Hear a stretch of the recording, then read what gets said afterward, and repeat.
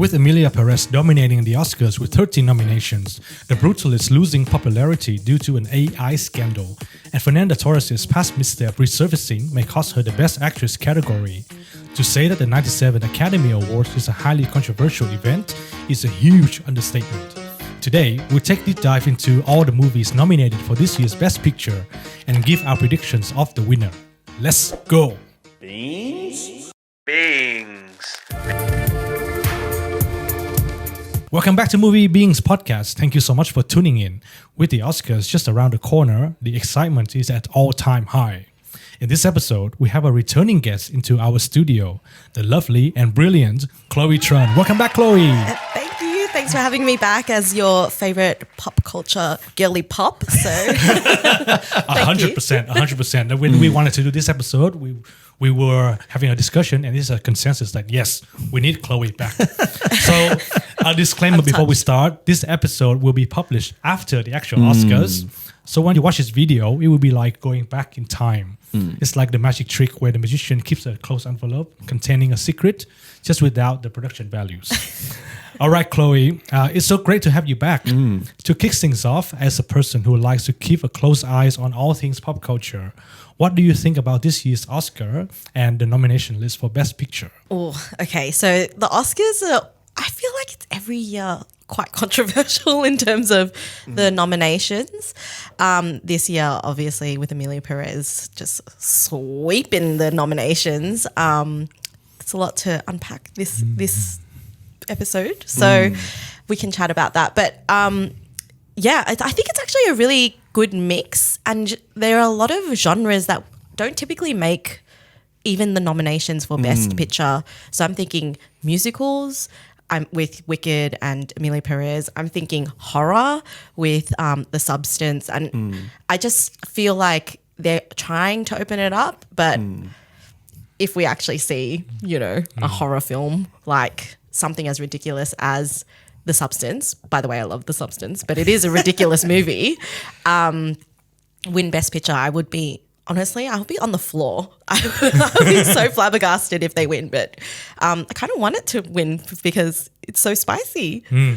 What about you, Tim? What do you think about I this year's completely Oscar? disagree with her. I think The Substance deserves to win. It's an amazing film. There are we'll jump into how the other films are, but it is strange. I do agree though, because even sci-fi with Dune, even Dune getting in, usually they frowning upon those movies because it's very still blockbuster. Yeah. They usually don't we're not getting the big movie win, because that's what I mean. Even Wicked as well, probably, I know it's kind of The Wizard of Oz. It's a big thing for them. Yeah. So it's easy for them to be let's put Wizard of Oz in. Everyone loves that. It feels like a Marvel movie though, being put as... It does in a sense, but I do feel like The Wizard of Oz has its own air about it because of the original film. It still has a bit of hold over the filming industry compared to a Marvel movie. Even if it did well and was received well, it wouldn't get nominated, right? Yeah, exactly. Because even Anora, even thinking about that, that's watching that, I was oh, this doesn't feel like an Oscar movie at all.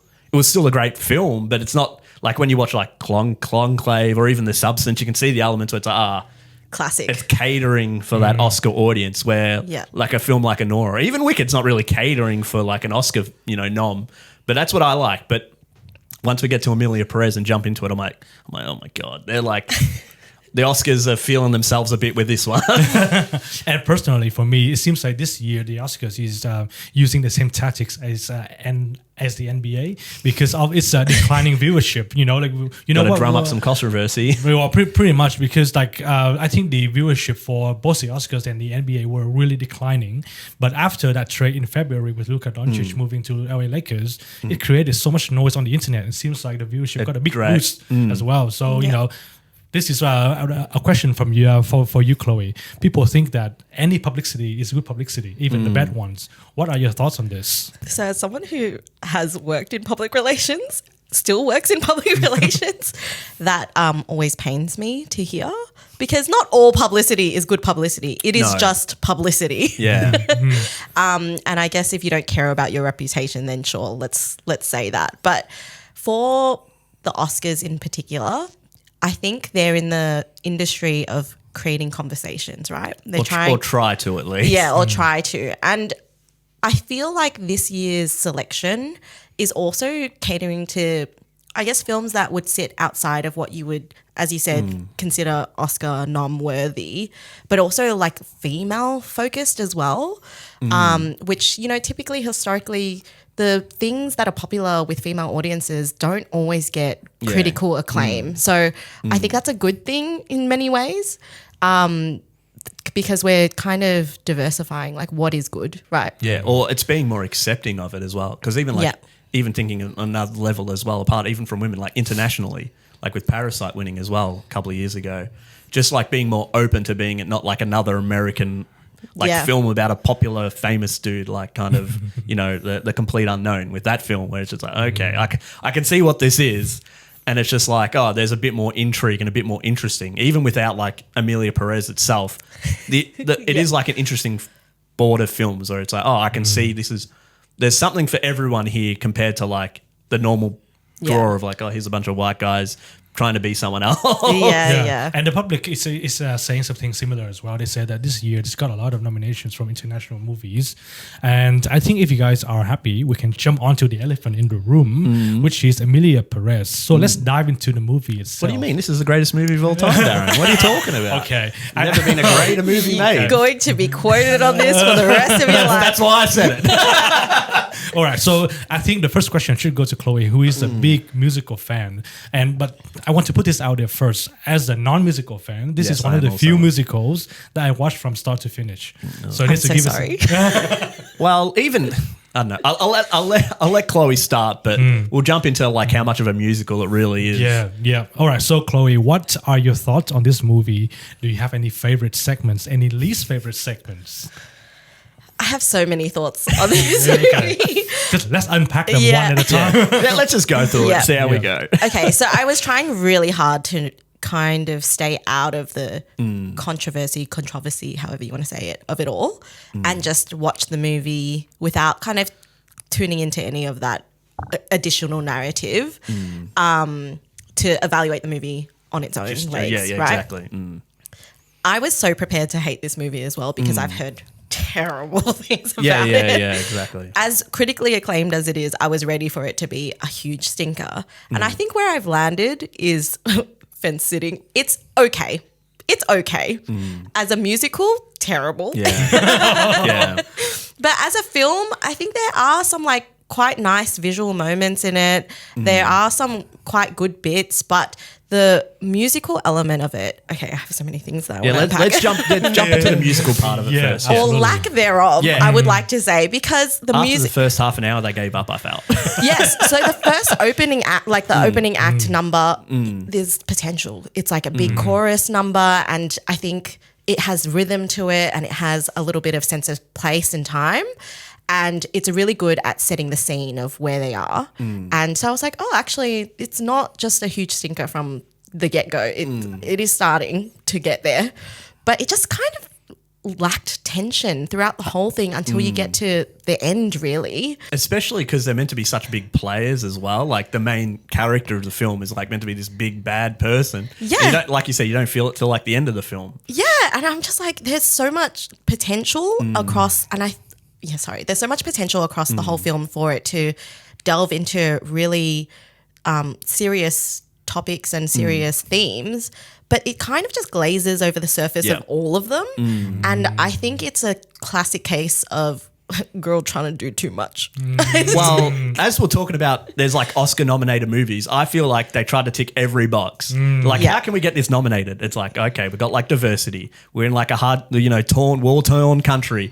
We've got like women trying to make it in the world. We've got like people trying to help people. Like they're trying to do everything. Because when I finished, I'm like, there were so many movies in here and they couldn't decide. They're just like, we've got to do this. We've got to do this. We've got to do this. We've got to do this. That's a very good point. And I feel like the addition of the music is two things. First, possibly just making it into a musical so that it could be nominated as best musical. That as well. Yeah, feel a bit of that. Just like as a tactical awards thing. Second is the reason musicals, why I love them so much, is it uses music, and music is so emotive and so beautiful. And it uses music to progress storyline. It uses music to progress characters. It uses music to do exposition, right? In a way that's way more creative than someone like reading on a screen or whatever, like classic exposition. But I feel like it's lazy writing in this movie where they're like, oh, okay, we just need a time jump. We just need a time skip. So let's just slam that into a song. Or we need a meaningful character development. Let's just slam that into like a whisper song that has no melody. Yeah. And there's so many different things that musicals do that are so good in that you'll have like a specific character and they have their own like little theme song and that can be like a through line, and they could have done so many creative things with it, especially the whole, transition story between like Emilia Perez and then her prior existence. There could have been such interesting musical elements that they could have designed as part of that to enrich the story, but they just didn't. And you've got Selena Gomez, right, who is arguably a very popular singer. Yeah. And you've got her singing flat and off key and She's pretty, into a mobile phone. Like, Yeah. why? Just let her act. Or if she's going to sing, let her sing properly. It almost reminds me of that SNL skit of the girls doing espresso, like covers of espresso, but singing badly on purpose. It almost, I was like, were they instructed to sing badly on purpose? And Zoe Saldana, I love her. Yeah. I love her in everything she does, but she was fighting for her life in this movie. She was trying to lift everyone up. She girl was working hard. I hope she got paid. Yeah, that's what I was thinking. I was like, oh my God, like I felt bad for her. I'm like, I'm surprised she went on with this. Like, because even like you talk about the music, right? And they never use it that poignant. And I feel like there's maybe 1 or 2 points, and sometimes the song's just bad and it doesn't stick.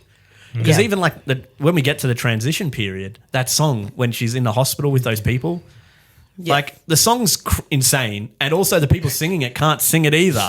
And I'm like, and then they're singing about penis and vagina, and it's like so weird. I'm like, what's happening here?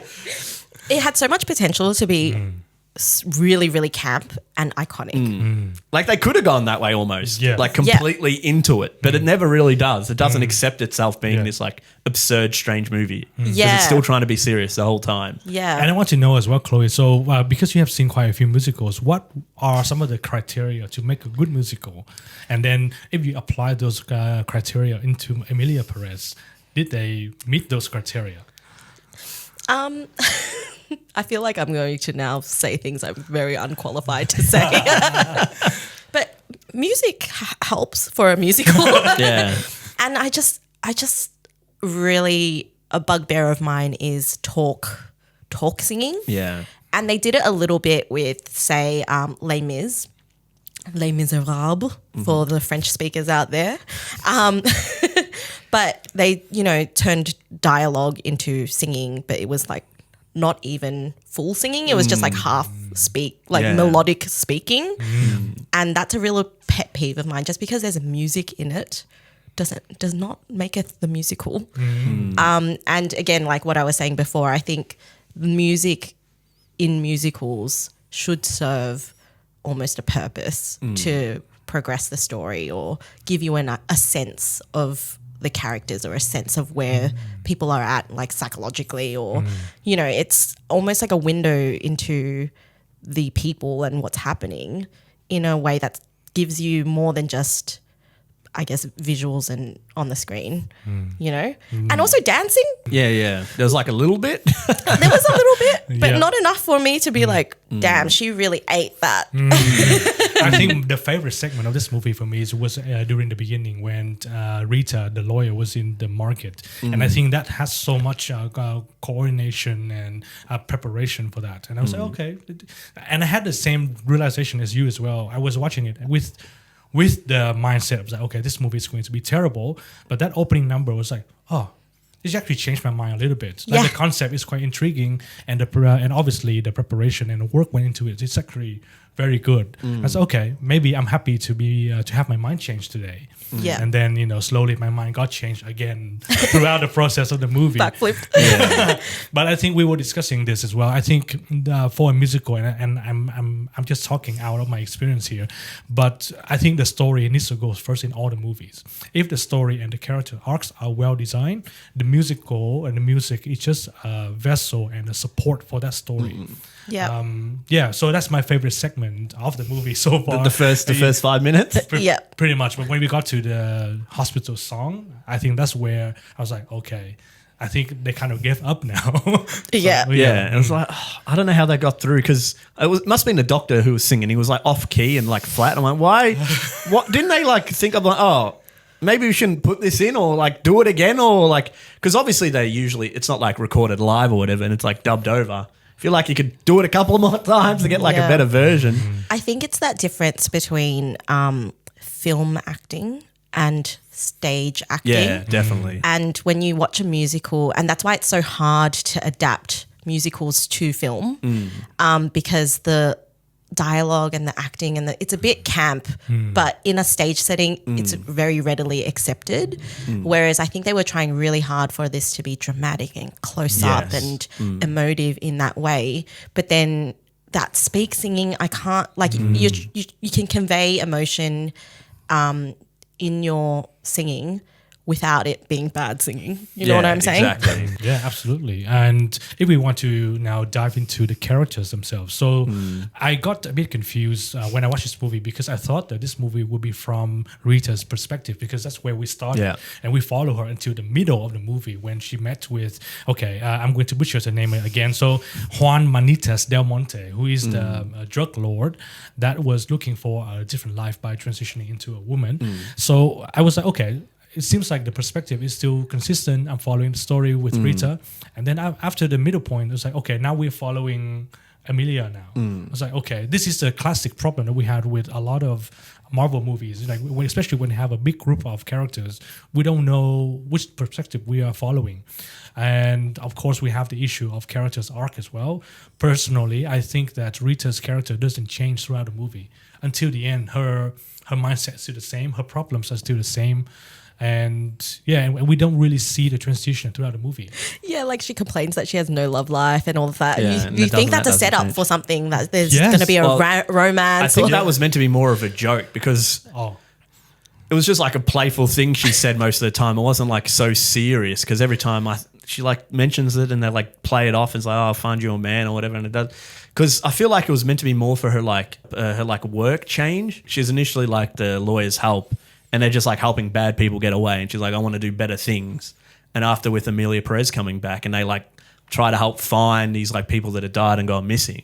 So that's like her being like, oh, now I'm doing something helpful and for change now. And I've become like big in like the industry. But she's still struggling behind Amelia. Like she's got her own ideas and her own thoughts and trying to deal with that as well, because there's that one song where she's having the speech and she's like angry and she's like, oh, all these terrible people, like we're meant to be helping people. And I think that's meant to be more her arc more than her own personal story, because I feel like that is very much put to the side of her own personal feelings and more about her arc as like careerly like trying to help the people of Mexico. But I feel like that's the big issue as well. There's so many different storylines with all these characters where it doesn't focus on it. Because one of my favorite parts of the story is Amelia transitioning and then trying to live with her wife again and trying to like have a family life, even though she doesn't know who she is.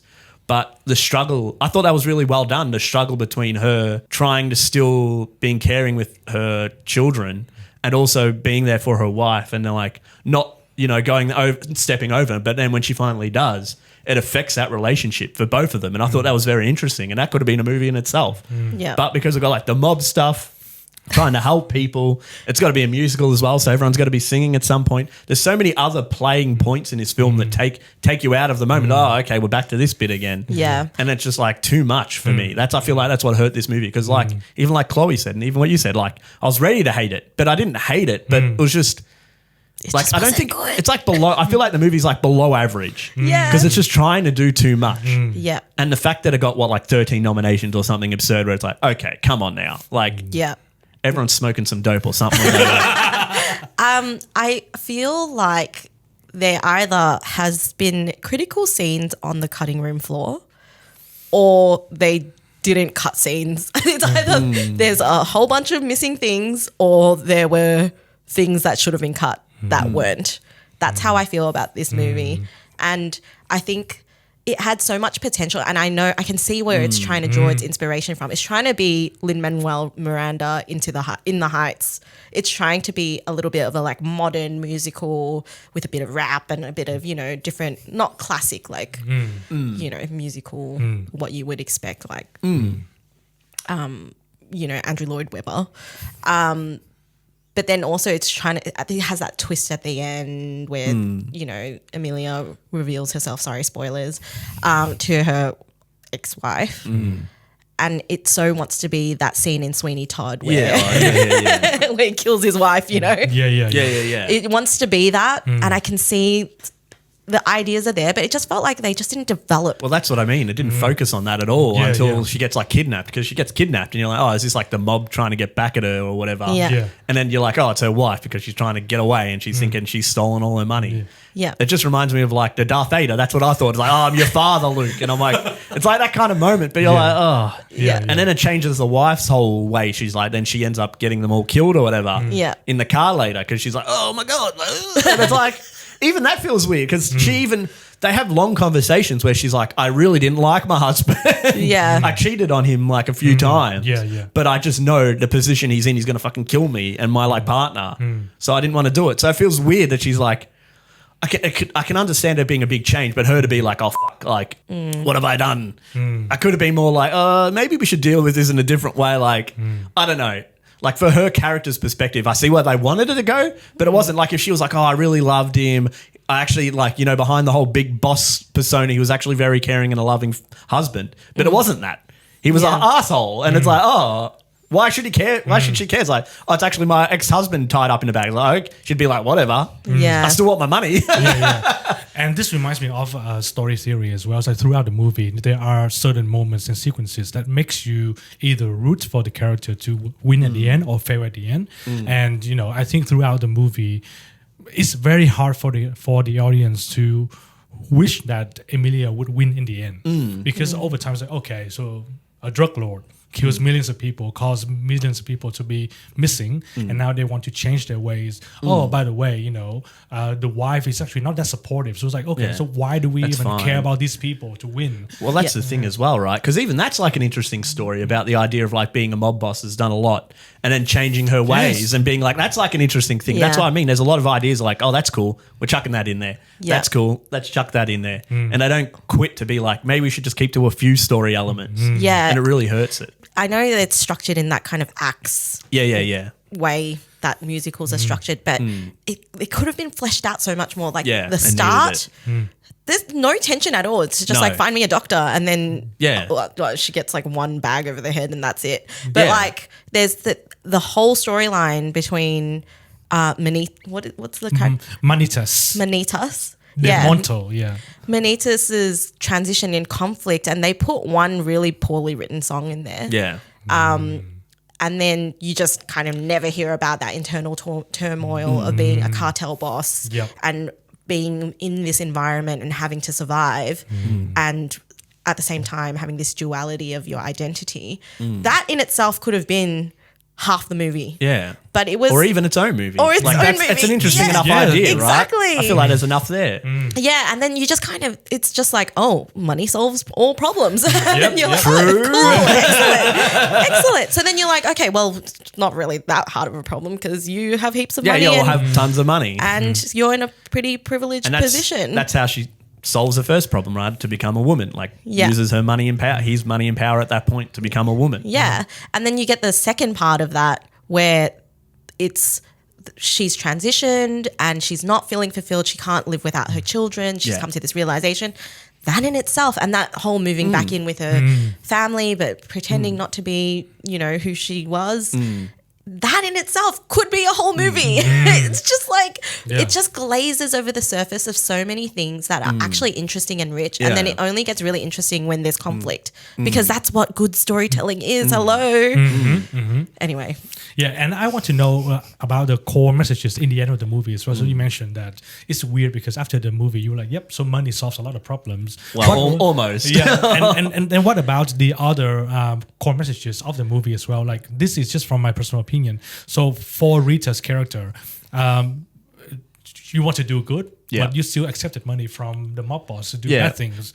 It's like shown that she's threatened. She hasn't like got an option really. But in the beginning, she didn't get threatened though. Yeah. I mean, it's pretty scary. Yeah, Yeah, yeah, you get yeah. it. Put the head on, and then there's Yeah, a big scary dude that's like, "Oh, you got to do this for me." Yeah. Darren's like, no, that's happened to Darren me would be- before. What do you mean? Darren would be like, "Oh, sorry, mate. I'll see you later." I walk out, Darren's like, that's how I get every job offer. pulled into a van with a hood.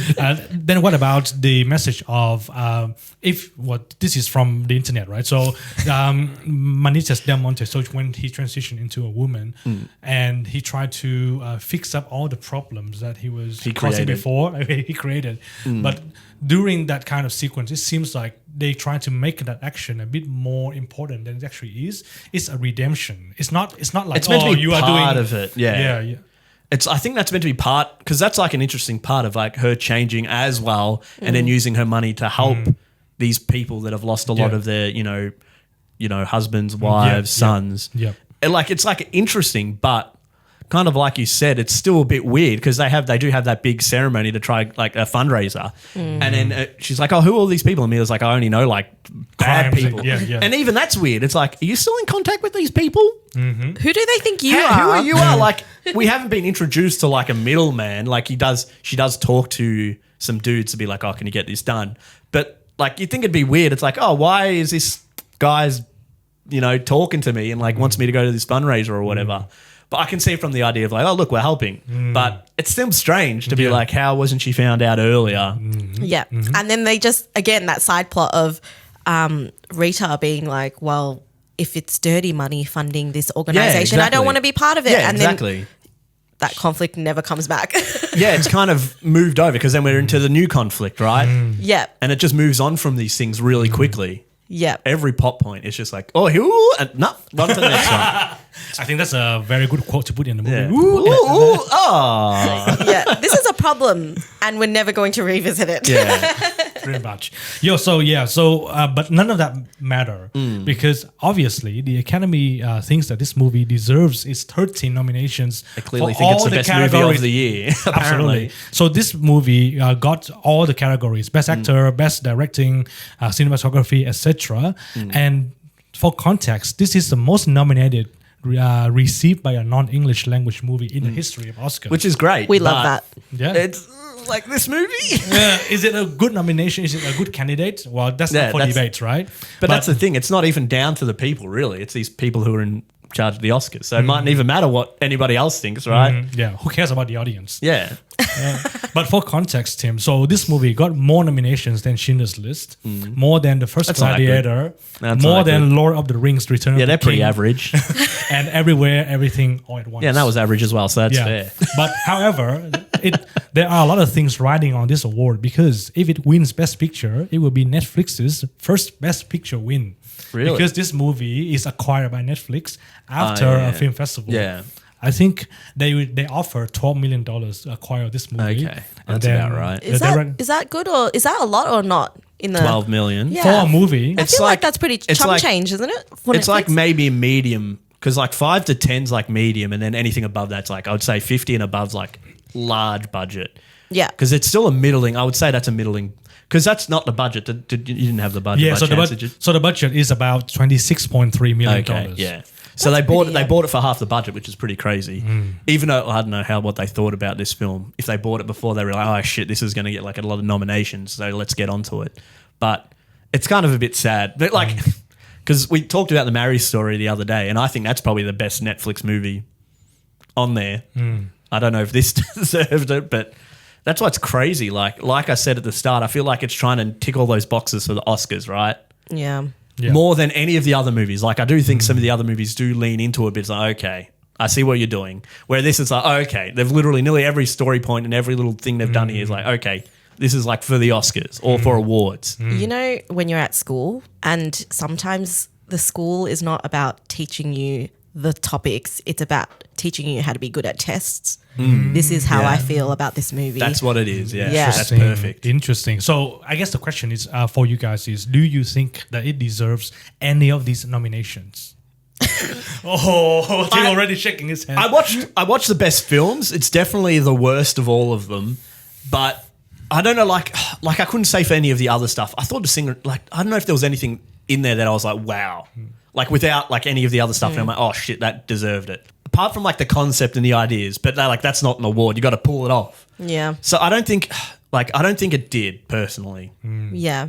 I watched it after I found out that it was nominated. So it's hard to say, but if I was to watch it with no prior knowledge, I wouldn't have picked it as a Oscar worthy, maybe like some elements of it, but Like 13, but like every award. 13 nominations and best picture. It's definitely not the best picture I've seen in the last 12 months. Absolutely. And the thing is, like, despite all of these controversies and backlashes from different communities, like the LGBTIQ community, the Mexican ones, this movie won at the Golden Globes, and it was on the way to win more and more awards until the controversies of the leading actress came out. That's when people were like, okay, maybe we need to look into this. But I think we were having a conversation about this. So because we have access to celebrities now, like everything that they do, maybe in the past, maybe in the present, maybe in the future, it's ready there. So some of the tweets that Carla Sofia Gascon posted, it came back and haunted the movie. So she made a lot of tweets about George Floyd, about Chinese community, about the Muslim community, Islamic community. So they all came back, and even though she deleted her ex account and issued a couple of apologies, but the damage has already been done. The director of the movie, Jacques Audiard, has already disowned her from the production. I think that's a big thing as well. Because I do remember she did some interviews and she was like, even like not really backing down too much on some of her points, which is tough. Because like that's the other side of film, right? If people don't like the people in the films, it's going to take a bit of a back hit. Yeah. Even though it's the Oscars, I don't know how much they care. Like we talk about, Will Smith, like he still won the award. Like it literally happened during the award stuff. So like that's so, at a certain point, they're not too cared about your character, but like, I think it matters a lot for the film itself more than like awards. It matters during the campaign period. Yeah, that's the thing as well. Right? Because this is a whole Hollywood machine behind getting nominations for the Oscars. Like that is someone's full-time job. Many people's full-time job is to get movies like nominated. I'm just at this stage where I'm like, any production company worth their grain of salt who is putting forward people for nominations and putting money behind these campaigns, no one thought, let's get an intern to do like a full internet sweep. Just like, quick background check just to even see, right? Yeah, I mean, like any one of us, we can scroll down to like some early Facebook posts. And I'm not saying we'd say controversial, like hateful things, but there are cringe things on the internet that you might want to just scrub. Like if it's like in like the last couple of weeks or months, I could see it. If it's like 5-6 years ago and they've openly been like, okay, that's not me anymore, I think that's all right. Yeah. It's different if it's like, if we think like a Kanye West, where it's like he's a Nazi. Yeah. And it's like he hasn't backtracked, he doesn't apologize for it. That's different compared to like, if they apologize and try to be different, I think that's fair enough to give them, the benefit of a doubt unless they keep doing it. But it's hard. I think once it's out there, it's like almost the damage is done. Yeah. Like you can't bring it back. It's hard. And we had another conversation as well. So nowadays, it seems like all the production companies are not getting actors and actresses based on their acting skills, but it's more for their following. So maybe Carla has a big following and they were like, okay, this can make my movie successful. Why not? In the musical industry, that's called stunt casting. But even, especially for Oscar nom, if you're like doing an Oscar nom movie, that isn't as big of a deal because they're not making this movie to make $1 billion, right? They're making this film to get nominations and get awards, right? And it was working. So that's the thing. They're not worried. Like I guess like the biggest person here would be like Selena Gomez. She's would be the biggest person or personality. Star power, yeah. Like maybe not. She's not the best actress, but that's like oh okay, that would get people to go and watch it maybe. But this is I don't think that's what this film's about. So I think it's a bit hard to go like on their like their following, but it does change how they act. if they're acting like an arsehole and behaving like an arsehole, people are going to be like, oh, they don't deserve it. Yeah. And I feel like that's kind of what happened. Yeah, I feel like also with, say, you know, Ariana Grande in Wicked or, you know, Selena Gomez in this. Selena, I feel like, and again, Selena Army, please don't cancel me for anything I say. Oh my gosh. Don't come from me. But I think for her, she viewed this as like, this is my serious career. That's No, now definitely. going to, like, you Definitely. know. And then Ariana Grande, she's just a long time musical fan, has wanted to play Glinda her basically entire life. Yeah, exactly. So it's like, yes, you have an element of stunt casting, but also if the person's passionate about the project and it comes across. Yeah, exactly. And Wicked's even harder because that is definitely more of a film that they're trying to sell tickets. Oh yeah. Like that. Yeah. They're not going for Oscar noms with that film. That film's like Wicked's big, making Wicked movie, lots of money. That's what that movie's made for. It's not like Oscar nom. Like watching that movie, I'm like, like the only thing I would say is just because it's from The Wizard of Oz, and I feel like that has a lot of pull in the Oscar industry, but nothing else. Yeah, they were 100% being like, people like Chloe has seen Wicked on stage 3 times. Well, that's what I mean, right? That's what I mean. That's what they want. They want, Yeah. because I didn't watch it in theaters. I'm not a Wicked fan or even a musical fan, but that was the thing. I've heard stories of people like all the people fans going in there singing all the songs and singing along. Wow. It would really annoy me, but I get it. Like when you're like you love something and it's like but I'd hate it to be sitting there watching a movie and like some 30-year-old woman's like because that's what I could imagine it's being like. Yeah, I mean, there's the sing-along sessions, just FYI. See, that's what I mean. Like, They stay out of those, but then also because I'm a fan. Yeah. It's almost a double-edged sword though of being like, these mega fans have a picture of exactly who they think the best Elphaba is and the best, you know, Glinda is. And we have to live up to every single performance that has ever existed before in time. It's crazy. And like, shout out to Cynthia Erivo because my God, she carried that entire film and she was incredible in it. But like, I came in being like, no one can beat Idina Menzel, like, or what, Adele Dazeem. Please welcome the wickedly talented one and only Adele Dazeem. No one can beat Adele Dazeem as Elphaba. But, you know, she really, really delivered. And I think that's also an element of musicals that I love so much. Just people who are so incredibly talented that you're like, how it does takes this a person lot. Yeah, exist? like I think it's even more than just acting with a musical. That's why it's hard. Like you need all that Broadway like experience of being able to like be on a play and draw in an audience with your singing and your dancing and your acting. Like you need a lot of skills. Yeah. And that's why like someone like Ariana Grande, who's probably not a big actor, but she's like a great singer and a great presence. I feel like it's completely different from casting like a big actor in the role, right? Yeah, but she's also been in like Hairspray. She's been in heaps of acting roles. But it's more like catering for her more than like her acting career, I guess, right? She wasn't doing this because I'm like, shit, I'm getting into movies. Like she's, you know, one of the biggest pop stars in the world. So she's not worried about that. Like you said, she was keen on the role and wanted to do it. Yeah. And that's like the other side. Like I know, what was the other actress' name? Cynthia? But like, she had a lot of drama with the whole like people attacking her. Because remember the poster when that came out, like she wasn't dealing with the backlash quite as well as she probably could have. But that's like completely different from like what we're talking about before. But like that doesn't affect it as much. Like just defending your own, like being like, come on, like. Yeah. But what do you think about that poster scandal or controversy? Yeah, look, I stayed pretty much out of it. Pretty much, yeah. Like, you want to watch the movie just on its own credits, right? And I think personally, I think that it's just a very benign thing. She's just a fan of the show, and she was like, "Oh, if we follow the same format as a musical, then this is how the poster is supposed to be." And I thought that this is very harmless. It's actually a very endearing thing because they like the show so much. They spend the time and effort to recreate the poster. But I think nowadays it's very hard for the public to accept any mistakes from any celebrities. They have to stay perfect at all times. Yeah, that's the other thing. But they are human too. You know, yeah, exactly. They're going to get upset and angry with things, right? Absolutely. And I think that's what she was more upset. She was probably more upset than she needed to be. But I think it's like fair on either side, because like Chloe said, Wicked's got a huge fan base and they're love it so much. Don't say insane. I'll say insane, but like we are insane. but there's a lot of things with people that love that kind of stuff.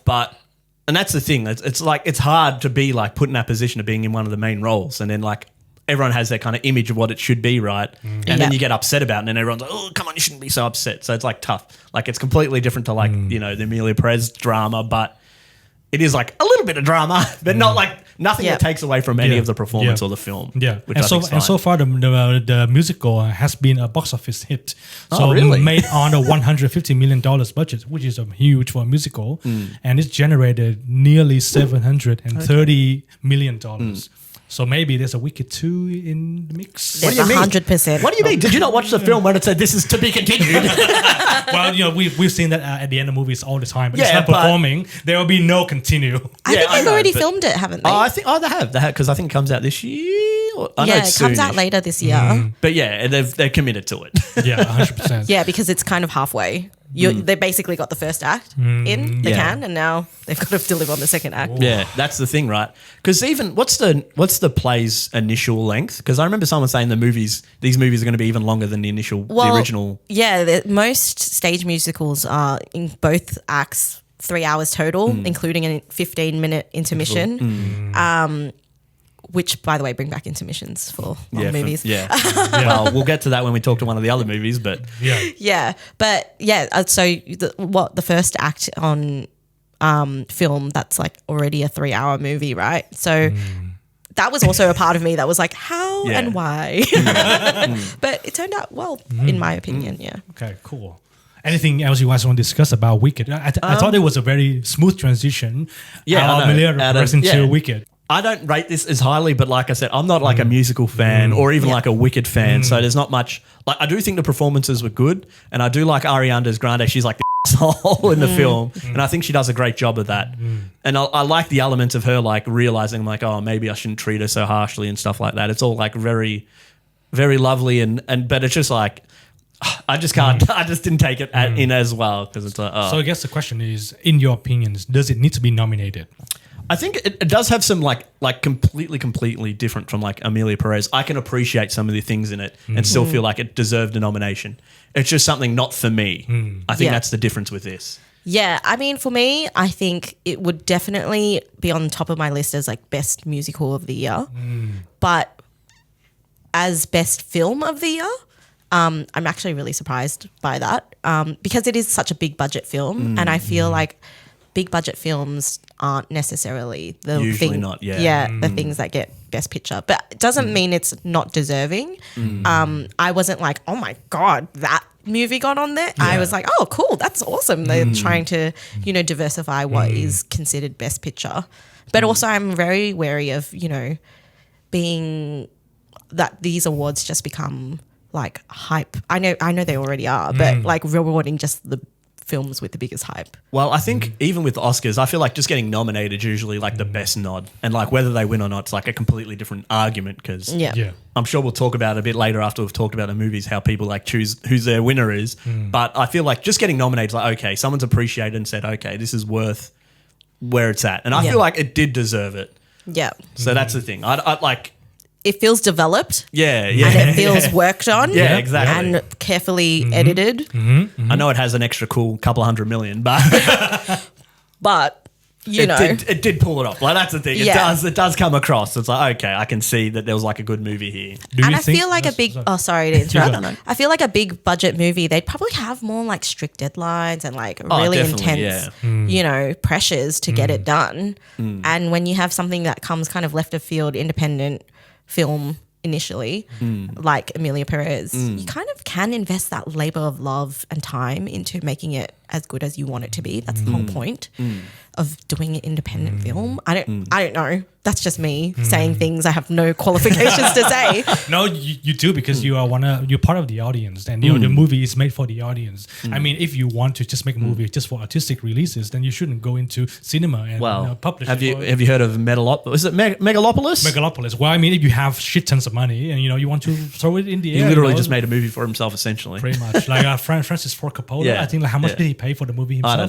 know, a shit ton, and no one saw $200 it. million So. or something of his own money to make the movie. Yeah. I think it Fabulous. bombed. And it got Razzie nominations, and he literally came out and said thanks for the nominations because not every movie's trying to be the same thing. I'm like, oh, that's pretty cool to be like, I take it. pretty much.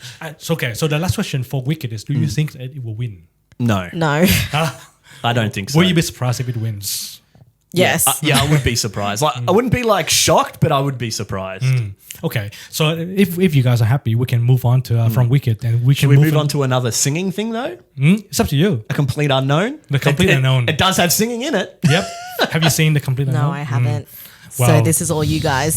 Did you get to watch it, Darren? I watched it. Okay, cool. But I was actually very surprised with Timothée Chalamet's acting in this. But I think he was completely immersed into the character. Yeah, definitely. I couldn't appreciate the music though because I'm not a fan of Bob this type of Dylan. music. Yeah. I was the same as well. I'm not a big Bob Dylan fan either, but because that was the thing. There's like he does the weird things with his accent, and I think that's just how Bob Dylan sounds. Because I remember like halfway through the movie, he gets a bit older and his inflections like change, and I was like, oh, is that how he sounds like? But I think you're right. Timothée Chalamet really like delved into this role. But like talking about the film itself, I thought it was like fine. Like when I was singing, I'm like, I wonder if it's going to be like a great movie with a great performance. And I'm like, it's like fine. It reminds me of like Elvis. Yeah, the recent one. Yeah, like that got a shit ton of nominations as well. It's in the same line of like a big actor playing like a big, musician and like reliving his life. Like this, like I didn't know much about, Bob Dylan, but I was like, oh, there's some interesting things here. But I thought it was like a fine movie. Are you a fan of Timothée Chalamet? I do like Timothy Chalamet, as I like to call him. I call him Tim the Twink. Oh, that's great. I do like him. I don't like biopics. Because that's what it is. And that's why I haven't watched it yet. And I know it's Is it a hot take? But biopics and of people who are alive still. Yeah, I know. I Well, mean, he can't play himself at like, I don't know, 20 or whenever with the Yeah, start of the no, film. of course was. not. I feel like that it gives them, I guess, creative direction while they're still alive. And I don't hate it for everything. Like I did really enjoy the Elton John one. I haven't got around to that one yet. Yeah. That was good. But Rocket it's Man or something? Yeah. Yeah, Rocket Man. But again, it's more musical than it Yeah, is that's like, what I mean. It really focuses on the music, right? Yeah, and where then this movie kind of a bit, but not. It's not like the main focus. I feel. yeah, and I like the Queen one as well. I didn't really the Freddie like- Mercury one. I like Bohemian Rhapsody, I yeah. liked the music, but I wasn't like a huge fan of the film. I thought it was like fine. Oh yeah, it was purely 'Cause for the music. I'm a big Queen fan, and I was like, oh, I love all this music, and I'm like, the film, I'm like, yeah. That's not the point of the movie, Tim. It's just like a music video. well, did he One win? of- I think he won, didn't he? Why have I forgotten his name?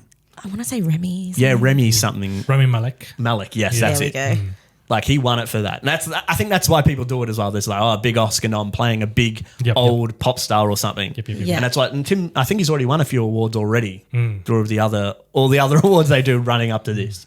So I think he's probably like the front runner maybe for like best actor, but I personally, I watched all the other movies and there was like better performances in some of the other films. I Yeah. personally thought, but saying that again, I'm not like a big Bob Dylan fan, so I wouldn't like be able to Yeah. say I'm like, oh wow, that's like Bob Dylan. Yeah, I think biopics again, one of those things that just are Oscar nom bait. I definitely agree. Yeah, but for me, Snoozeville.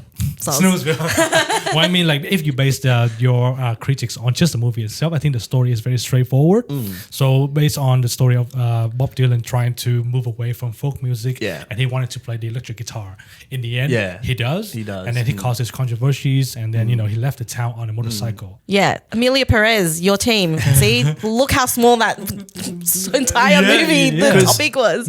Because there was like other things going on because it's obviously based just after World War II and it's like in the Cold War era. Yeah. And there was one interesting part of the story where there was a fake launch of a nuclear bomb. I can't remember if you ever heard of this, where the West Coast thought they were going to get Yeah. blown up. Exterminated. And Yeah. that's like, it shows that scene in the, where is this in New York? I can't Yeah. But Where's they're like that? reliving it and he's like looking out the window and people are like, screaming and like running for their lives. And he's just like, And he like goes down to the local club and he like plays a song about how like the men in power don't really give a shit about us and like this is the end, which I thought was really cool. Like he's like, oh, he's poignant and trying to express himself. And I thought that was cool, but that's like not the base of the story. It is about him evolving and getting out of like folk music because they're all, even today people are like that, oh, you can't do that because that's not how rock and roll is or whatever. Well, even though rock and roll's terrible now, but that's kind of like the idea of this film. It's like, can he branch out and still be Yeah. successful? And he was bigger than folk music essentially. Yeah. And As a side note,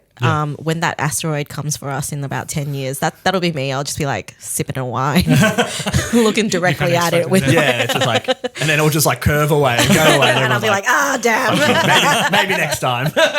No, I think that movie is just a very straightforward. I would be very surprised if this movie wins Best Picture because obviously it's a very well made movie, very well shot. And it's got like 8 nominations, not just for the Best Picture, but for Best Supporting Actor for Ed Norton. Yeah, and Best Supporting Actress. I do love Edward Norton. And of course, you got the Best Sound. You would hope so for you'd hope musical, so, yeah. For costume design, Best Director, Best Actor, and Best Adapted Screenplay. So if it doesn't win Best Picture, it's not the end of the world. It's I don't think this all is the like categories. I don't think it'll win Best Picture, but there's a chance for some of the other stuff like 100%. music. Maybe like it could be interesting. Like it's probably between that and Wicked, I would assume. Yeah. I'm trying to think of it, but I didn't see the other nominations for that. But Well, I guess the biggest credit that we have to give for this movie is Timothy actually learned how to play the harmonica and guitar himself, and he learned how to sing himself to actually sound like Bob Dylan. So all of the songs in the movie were recorded live by him. yeah, well, you can tell. Yeah, that's what I mean. That's why, like, he out of the whole movie, he probably has the biggest like credit Achievement, to. yeah. But yeah, we'll get further into that. But it's fine. It's a fine movie, another fine movie. Yeah. All right. If we are moving on from a complete unknown, what movie do you want to discuss next on the list? We talk about the substance. Oh, we're jumping into that one now. Yes, Okay, let's we go. have a full episode discussing the substance as well. It's right over here, so you guys can come over and have a look. But let us know your thoughts on the substance, because I think that we might have some disagreements here. It sounds like it. Yeah. Well, no, I think You don't have to agree with us. Yeah. no, That's no, not no. pressure. Yeah. I want the substance to win. Let me be very clear on that. But it is about 20 minutes too long, and it has a really goofy ending, which is it leans into that gore genre, right? And we know that I'm a spooky galley. I like the spooky thrillers and the scary movies. And I think what was the last Oscar like Best Picture that went to a horror movie? I think it's only once. I think it's Silence of the Lambs, actually. Probably. I think that's the only horror movie that's won. But this is like gore, and that would be groundbreaking for gore to win, Best Picture of the Year. But I think the storyline is great. The effects are great. Yeah, they're amazing. They're really, really good. And the performances are really Yeah. solid. I think I hate hating on Emilia Perez. I'm not a hater, I promise.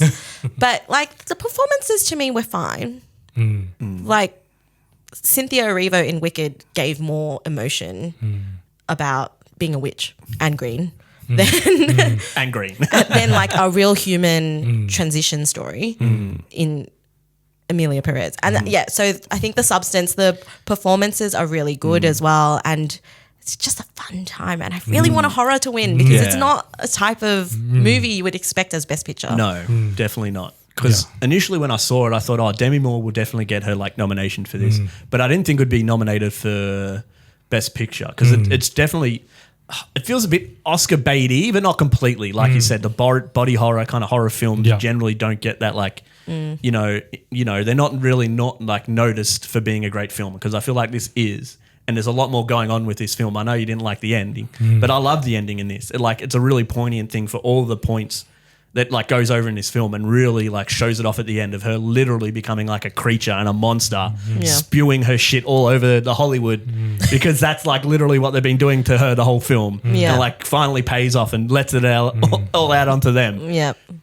But that's why, like, personally, I want this to win. Like, there's another film on here I'd probably like think should win more, but that's probably, I would say, more of an Oscar film than I would say this, but I would love this to win. Me too. I think that if this movie wins, it will be a massive achievement for the director. So Coralie Fargiet.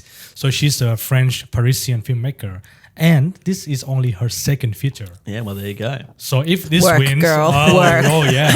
No, like her first debut was this 2017 Revenge movie, and it was a pretty good movie, but this one takes the cake for me, because the first thing that draw me into this movie is all of the imageries, all the cinematography, all of the symbols that it has. All the butt? No. The ass comes second. Comes second. Comes second. The fly came first. The fly and the 2 eggs came first. Yeah. No, but, He's an egg man. Yes. But you know, like when I watch the movie and you know all the forced perspective and all the long hallways and you know the weird angles, for me, it's just like this is so creative and this is so suitable for the story as well. And you know, all the colors, all the practical effects that she put into this movie, you know, like all of that. And I think, you know, not to take anything away from any other movies, but I think you know, if this movie wins, I wouldn't be sad. I would be like, yep, I kind of expected it. So.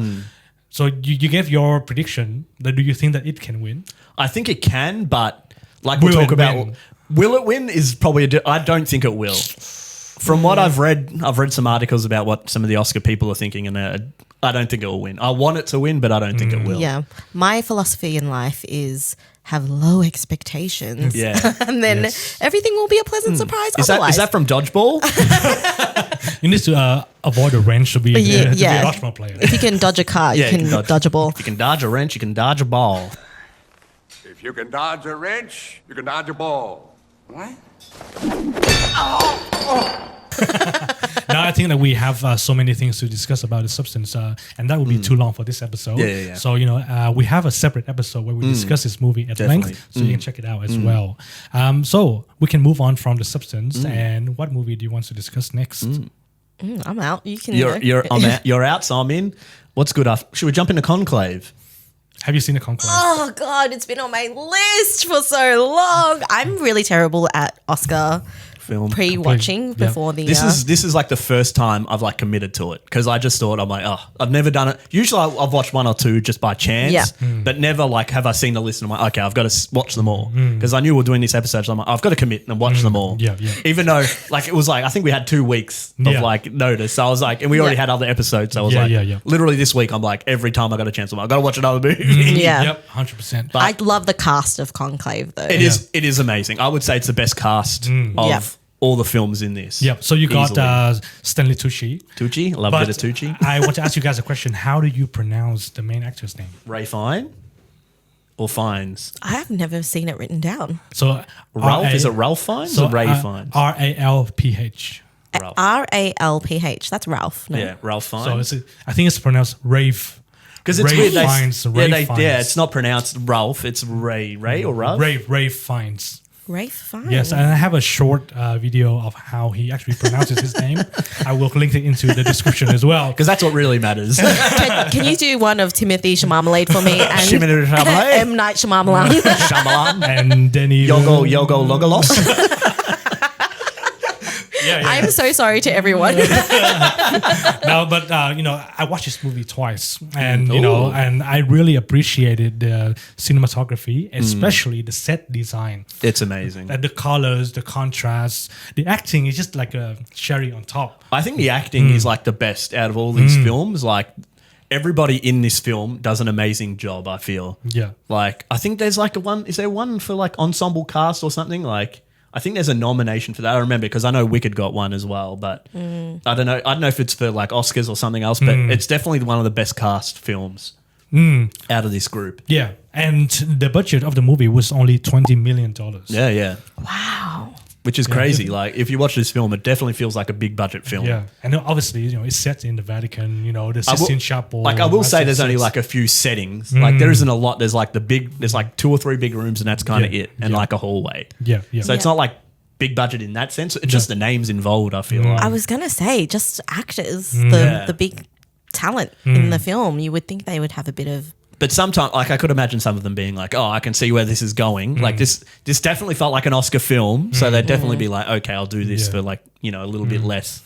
And we were talking about Wes Anderson as well. Like, you know, in his latest movies, like The Asteroid City and French Dispatch, he's got an ensemble of like 20 A-listers in there with Scarlett Johansson, Tom Hanks. But they're happy to take less. Like I said with Scarlett, she only got paid $33,000 for that movie. She got $3,000 a week per like, and that's all she accepted. I'm like, oh, like she doesn't need the money, but that's what usually people will do for like a good movie or a good director. They're willing to take a little bit less because they're like. Scarlett's a bit hard because she's made a lot of money and done a lot of successful stuff where she's like, oh, I can do kind of what I want. She's got the range to be like, oh, I can just do what I feel like. But it's to say I'm in a Wes Anderson film, right? As well. Yeah, exactly. And I feel like that's what this is as well with Conclave. It's literally like, I've been in Conclave. And I think that, the name behind the movie actually attracted the actors as well. So it's being directed by Edward Berger.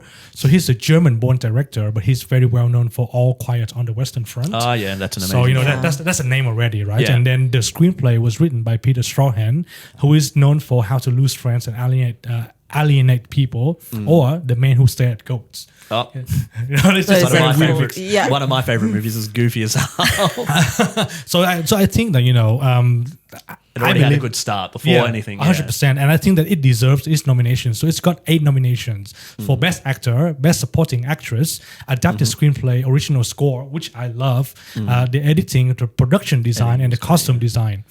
So they just got all the Catholics in Rome's like, take off your robes.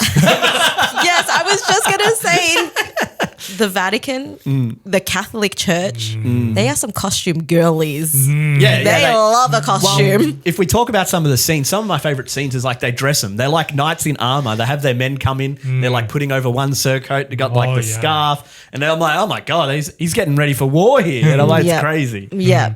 No, and my favorite part about this movie is all about the color contrast, right? So because the red, the red on top of white and the marbles, like the texture and I love the cinematography of this movie so much. I think I couldn't appreciate it the first time because it was a pretty long movie about a conclave for the Pope. I was actually really drawn into this film. I was like obsessed with it as soon as I love Ray Fiennes and like Stanley Tucci. And then when I started watching it, when it was like getting into like what it's about, it's like obviously voting for a new Pope. Yeah. And it's like the drama was already set up from the get-go with like kind of like, oh, what are we doing here? Like people are like, oh. And I'm like, oh shit, I love like a mystery movie. And I'm like, oh, here we go. It's got drama, it's got mystery. Nothing better than old men and drama. I think it's probably similar to Oppenheimer, right? Where yes, there was an atomic bomb, but it's not about that. It's about the tension. It's definitely about the people and their like beliefs in this film more than like the setting. Because that's what I felt like. It felt like a bunch of teenage boys trying to find out who their favorite is. And that's what it's like. And I'm like, oh, it was great. Because Oppenheimer's not in that sense, like there's like mystery and stuff, but it's not in that sense of like who's like trying to do the right thing and who's like wants it just for power. And I think that's like an interesting take in this. Because like my favorite thing of this film, it's like men are men. Even when they're in a Catholic church and they're meant to be all holy and whole almighty, they're still quarreling over the same things. Literally, when Ray Fiennes sits down with the Italian guy and they're like, he's talking about like, oh, Italians should be the one in power because Italians were in here in Rome first. We should be here. Anyone like this? And he points across the room. There's a black guy there. And I'm like, okay, great. Got a good racist Italian wanting to be the Pope because he doesn't like diversity. So I'm like, okay. That's like Oscar noms ready. It's like all diversity like thing. But it felt real. It felt like a real thing. It's like, okay, I can see that these guys are assholes because it's like, oh, we're from Italy and, we're here with the Rome. And we're the real Catholics. Yeah, exactly. Right? The OGs. It's like there's a lot of speeches in this film talking about like diversity and what like being a Catholic means. And a lot of that's what I mean. It's crazy when they're like, no, we're Italians. We're the proper Catholics. And it's like insane. No, I love that. And, we were discussing this before, like all the events happening in the movie is actually just a vessel for the ideas because like at the core of the message, this movie is all about the hunger for power. It doesn't matter how you achieve it. It's like in this movie, in this context, it's about voting or becoming the Pope. And even the main character, he's supposed to be the dean who watches the conclave. He's a manager. It's like, oh no, I don't want to have this power. But over like the 2/3 of the movie, he's just like, no, I'm ready for this power. Yeah, it's massive power. That's his struggle in the film. He at the start, he's like, no, I don't want this. And people start voting for him and he talks to another priest and he's like, oh no, I'm kind of voting for you because of that. I know you don't want this. And then there's like later stage of the film, he's accepted that. But then there's like another twist as you do in these movies. Like, oh, actually, because it's like, as they do, it's like, oh, this is what you're saying. Oh, okay, Ray Fiennes' character is going to do it. But then it's like another twist. And it's like, oh, shit. Do you want us to spoil it? How much? Spoil it. It's fine. So we talk about like Emilia Perez and what they do. So at the end of this film, there's a bombing during one of the last sessions as they vote. And the Italian guy we're talking about, he stands up and he's like, these guys are at war. They're attacking us. We need to fight. We need to go to war as well. He's like talking to like a warrior. He's like, you guys are priests. And another guy stands up and he's like, he's a new priest and just has kind of been accepted in. He was like an outsider and doesn't really understand how the whole Roman thing works. And he's just like, hey, we're Catholics. What? He's come from Afghanistan and he's like, I've seen real war. I've seen fighting. What the f*** are you talking about? You know who you are? Like, we're not going to go out there with guns and fight terrorists. Like what we're here to like help and accept and, want change and for betterment of people. And after that speech, obviously everyone's like, okay, this guy, let's vote for this guy. And then it was kind of the twist at the end. Ray Fiennes, I'm happy. Like, I don't have to deal with it. This guy seems clearly like on the edge where we wanted like diversity, dealing with people, not like wanting to fucking attack people. And then the guy that he's been asking, he's like been doing a lot of research for him. He's like, I've come up with something. He's like, what? He's like, you got to see the guy that just won in. He was going to go to this doctor, and it was for a sex change. So this is like the final twist. Controversy. So he goes to talk to the guy and he's like, were you going to this surgery? And he's like, yeah, I was talking to the Pope. And he said, it's probably not necessary to do this. Just kind of stay as you are. So obviously the twist is he is a woman and was thinking about getting a gender change, but the Pope said, no, stay as you are. And that's why it was kept a secret at the start of the film because obviously the Pope didn't want to get out there was actually a woman being a priest because they obviously don't give them power. And Ray Fiennes has this big decision because he's the manager and this is before it's been officialized. Do I set this through and let a woman be in charge of the Catholic Church or do I like step up again and be like, dog her out? But obviously he makes the right choice and it's kind of like a fitting ending for like all these old squabbling men and like voting in a woman. Women are the solution, just saying. Truly. Pretty much. And, like the core message at the end was just like the new Pope, he gave the speech to Ray Fiennes' character. It's like, at first I wanted to go to this medical procedure, but then I thought about this. I am what God made me. Yeah. So if I change that, then I wouldn't be standing for the faith that we are representing. So I think that's a core message as well. So I watched it the second time. I was like, oh wow, this movie definitely deserves its nominations. And if it doesn't win the best picture, I would understand as well because it can be quite but it's definitely like an well. Oscar film though. Yeah. Like you watch this and you're like, okay, you can see if this won, you can see why it would win. And it's a box office success as well. So it generated nearly $100 million in the box office. So it ticks the boxes. It's a movie that people like. It's a movie that deals with controversial topics. It's got Catholics in it. Yep. And obviously the movie doesn't want to piss off like 14 million Catholic in America. I think it would have. I could see a lot of Catholics being like, what? I'm like that Italian dude. How dare you? Hashtag not my Pope. I don't want black popes. I don't want women popes. What is this? Yeah. No, it's great. And I would love for this movie to win. But, it's still a very controversial movie. So, it doesn't have any scandals around it. I don't think it's got like, it's only controversy in the fact of like it being like a Catholic film and probably being even more diverse than the Catholics is. Yeah. But I do like that idea of them because that's like the idea. It's like, do we go back to what we were or do we like try to change for the better of the church itself because it is dying because they stick to their own ways and believing and it's like, well, you're going to die out if you don't change. And I find that interesting. That's why I found it really interesting because I was brought up Catholic. I don't follow it anymore, but it's the idea of them willing to change rather than being like the old ways of like, no, you've got to fit to us. Yeah. Now they have to fit for society. It's the other way around now. Yeah, and it's like these massive institutions. It's very a topic of now, right? Like, do you stick to tradition and honor tradition or do you adapt to modern audiences? Exactly. And not audiences, but modern faith and modern it is an audience. Yeah. Like it is a Catholic audience and they've got to figure out if they want to cater to them or stay alive, essentially. So that's why it's interesting. Okay. Should we move on? I feel like we could talk about this a lot longer. But cool. And I think like Chloe mentioned the movie Anora. Anora? Oh, we want to talk about that now. So am I the only one that watched it? No, I've seen it. Oh, you've seen it? you've seen it. Go for it. No, but have you seen it, Chloe? I'm pretty bad. I've only seen That's 3 okay. of the... That's okay. That's completely This okay. nearly was my favorite movie of the year. When I watched it the other night, I was like, holy shit, this is so much fun. I think it is the funnest movie from last year. I literally watched it, I'm like, holy shit, I wish I watched this sooner. Yeah. It is just amazing. Like, we've talked about this in other movies where people probably just see what it's about. It's like, oh, it's just a horny film. Because it is Pretty literally much. about There's like a lot of nudity. It's, There's a lot of, Yeah. it's about a prostitute and like a Russian kid that's a part of an oligarchy that's got a shit ton of money and it's like, I'll just keep giving you money if you keep having sex with me.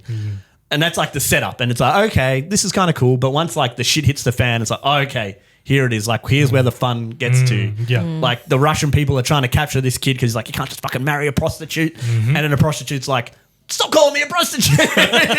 Like, I'm his wife. I'm his wife. And that's like the whole turmoil through the rest of the film. And I thought it was amazing. It was a fun joyride and I'd highly recommend to watch it. Yeah, and it's so funny because the director, who is Sean Baker, so he did a few other movies as well, but all like small budgets. Like he's got Takeout, Starlet, Florida Project, Red Rocket. This movie he made on the $6 million budget. It's crazy. And he, the director of photography, got invited into another podcast to explain to the people like how they can stretch the budget.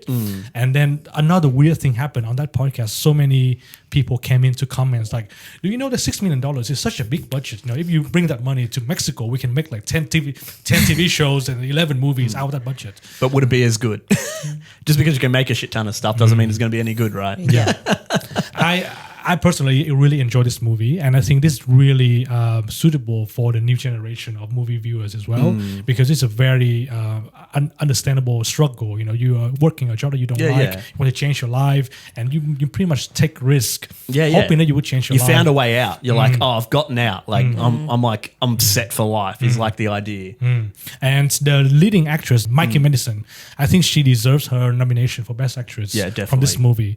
You know, in case you don't recognize her name, she was in Once Upon a Time in Hollywood. She was part of the cult. Came over to kill Brad Pitt. There you go. Even more points for her. She should probably win it. So this is Sean Baker's highest grossing film. Box office success about $38 million. So, I mean, I watched this movie, but I think definitely the middle point of the movie was my favorite because it's got a lot of long takes, a lot of steady cameras where all the shit happened in front of the camera, like breaking stuff and arguing. One thing that I didn't like about this movie was the character's arc. For me, Mikey, what's the name? Anora's character's arc changes happen in like the third part, like the last third part of the movie. Because that's for me, like, it should have been like throughout the movie. But for me, it's like everything happened right at the end. Well, it is in a span of like 3 weeks or something. It's like a really short time. And she goes from being in a strip club to being married to this rich kid and then being told, hey, literally the kid. So the rich parents, like they've got like a guys that'll look after him and they comes like, how the f*** have you married to this girl? And he just fucking darted. He ran away from her. And she's like, what? Like, what the hell? Like when he proposes to her, they're like, it's after they've just had sex. He's like, oh, we should get married. And she like, and then she's like, okay, all right, come on. Like, and then he's like, yeah, I'm serious. And she's like, really? Like because she understands this is like her way out and to be set for life. So she even asked him a few times, I'm like, are you ready to do, like, are you serious? We can go to Vegas and get it done. And he does it. And she feels like, okay, this is it. I've like set. But obviously he's like 21 years old and doesn't give a fuck. So as soon as he's like any kind of turmoil, he's like, no, I'm out. So it's like it understands why there isn't a change for her until like literally at the end of the film. Because she's so like, I had my way out and set my life, and this fucking little kid just run off and bailed. And like that's what's the fun part of the journey of them. She's her with these Russian guys trying to can't find him through all of where are they? I can't. Jersey or something, because she's got a Jersey accent.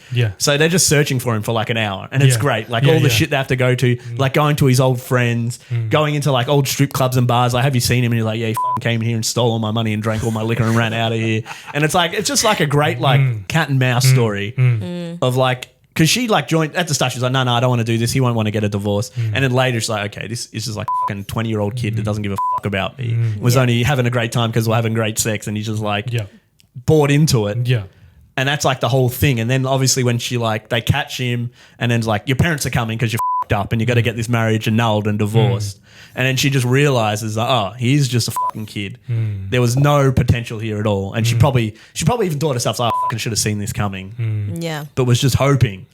Like, I think that's what's the like, what I liked about her character. She's like, oh, there is a bit of hope for me, but it's all just backfires instantly. No, I definitely get that. And I was thinking that, you know, the first 25% of the movie was just about setting up her backstory. Yeah, because I think that's important. Like, of her being a stripper, her kind of just living with her sister. She hasn't made like a life for herself yet, and is just kind of like, she seems like she enjoys her job and is having like a good time. But when you get an opportunity to get married to like we assume like a billionaire or something, where it's like, oh shit, like I'm set, and I don't have to like go back to that life or worry about myself ever again. So I think that's why it's important, because that's what I thought. I'm like, oh, it's like a half an hour setup about her being a stripper. It is and a like long doing her setup as job. well. Yeah, yeah. But I love the atmosphere at like the strip club and her talking to her friends and how they all interact with each other. It just kind of builds up, and you're like, you feel like, okay, like I can see what she's up to, and then why when this happens is like such a big deal for her. And then even because that's what I'm like, oh, this is a great fun movie. But then like the last 5 minutes, when it's all happened, it's all over, and one of the Russian guys has been helping her and is like, he's a bit more down to earth, and he's like, you know, I still live in my grandmother's house. I'm with my grandmother's car, and she's kind of like overwhelmed, and he's like trying to be good to her, and she's like overworked, and like she's just like still giving him shit the whole time. But then at the end of the movie, she tries to sleep with him because he's like being nice to her, and she like just breaks down at the end of the thing, starts like crying, and I was like. I thought it would have just ended her going home, but that like really put it in for me where it's like you can feel what she's been through, and this is like her breaking point where it's like she's acted tough, she's like been with these mobsters that have like had guns to her, tied her up and done all these terrible things to her. She's fought back and like done some bad shit to them, but she's persevered. But this is it, like this is all she could take. Like she thought she was set, she thought she had a way out, and it's just done. Yeah. And it's like, that's why it's like, didn't take me out of it, but it just like finally gave her a moment to be like, I'm done. Like I can't take it anymore, essentially. So do you think that this movie deserved to be the best picture of this year? I don't know if it'll win, but it definitely deserved it. I think it's like one of my top 3 movies of the year. It does contain easily. a lot of nudity, Chloe. I'm not sure if it will win the Academy Award for Just because that. it's got nudity? Well, I don't know, but the thing is, like this movie, you know, is set in a very controversial setting, you know. But I think that's what worker. makes it interesting as well. No, I understand, but I'm just saying, like, is it worthy to be Academy Award? But what is that? Yeah, like what is World that? War That's II what I mean. movies. I think what I mean. I think that over time they set up to be like a very prestige kind of award. You know, it's for like very, very well made, very, you know. It was well made. Well, for a small budget, I agree. But I'm just saying, like, no, I like this movie as well. But I would say that the first 30 minutes can be cut down. I still, I think it's important for the story. No, I completely agree. It's important, but I don't think it needs to be that long. I think it does, because I think it really sets in how her life is, because that's important to set up for what happens next, because otherwise you wouldn't understand her fighting back and like retaliating and like having hope that he actually cared and was going to stay married to her. So I think I think it is important, because I nearly thought this was the best movie of the year. I was like, this is really good.